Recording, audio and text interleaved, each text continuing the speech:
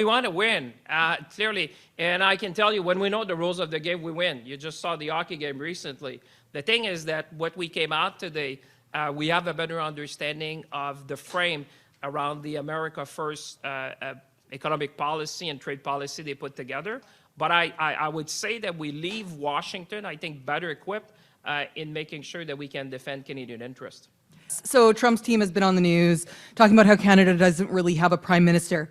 Do you get any indication that they'll be willing to work with Mark Carney after tomorrow? Or are you expecting more fulsome conversations won't happen until after the Canadian election? You're very pleasant here, but I don't accept the premise of the question. Canada always has a prime minister.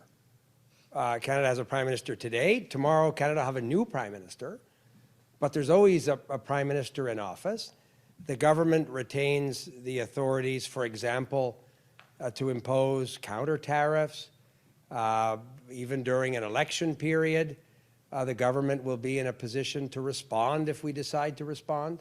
So I think we have to be careful. And in my casual conversations with Howard Lutnick or even Secretary Bessent, they would ask me, like, tell me, like, this process, like what happens over the next few weeks. So there's no confusion on their part in terms of how Canadian democracy will unfold. Canada will always have a government that is in a position to exercise its authority, and it's no different today. And tomorrow it'll be a different government that will be exercising that same authority in defending Canadian interests.